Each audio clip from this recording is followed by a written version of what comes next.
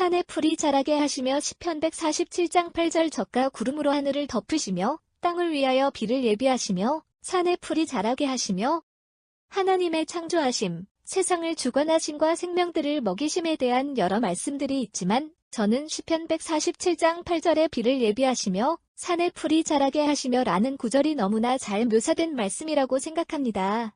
농사는 짓지 않았지만 시골 교회에서 6년을 섬기며 농사짓는 분들에게 있어서 물이라는 것은 생명과도 같이 중요하다는 것을 배웠습니다. 종종 물 때문에 농부들끼리 다툼이 있기도 합니다. 밭농사도 논농사만큼은 아니지만 비가 오지 않으면 농사를 망치게 됩니다. 시골 교회 뒤편에 작은 텃밭이 있었습니다. 가뭄 때에 물을 뿌려주면서 물로 땅을 적신다는 것이 너무나 힘들고 너무나 많은 물이 필요하다는 것을 알게 됐습니다.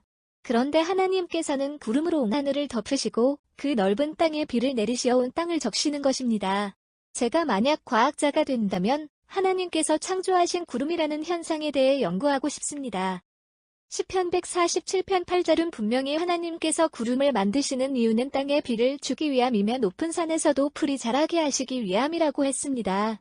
저는 다른 많은 자연 현상이 있지만 구름이야말로 하나님께서 우리를 사랑하시는 최고의 창조품이라고 생각합니다. 그 엄청난 무게의 물을 하늘에 띄우시고 하늘을 덮으셔서 햇빛으로부터 땅을 보호하시고 땅에 비를 내리시는데 작은 새싹들도 다치지 않을 정도로 샤워하듯이 부드럽게 물을 내리십니다.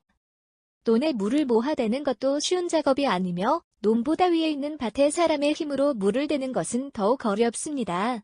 더구나 언덕이나 산에 물을 대어 촉촉히 적시는 것은 사람의 힘으로 거의 불가능합니다.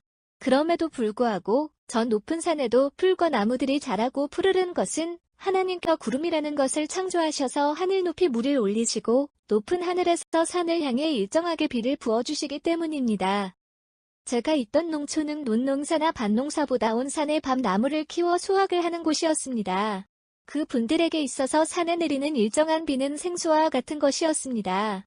그것을 본 저는 너무나 위대하시고 좋으신 하나님을 시편 147장 8절 비를 예비하시며 산에 풀을 자라게 하시며 라는 말씀으로 찬양을 드리는 것입니다. 시편 147장 8절 젖과 구름으로 하늘을 덮으시며 땅을 위하여 비를 예비하시며 산에 풀이 자라게 하시며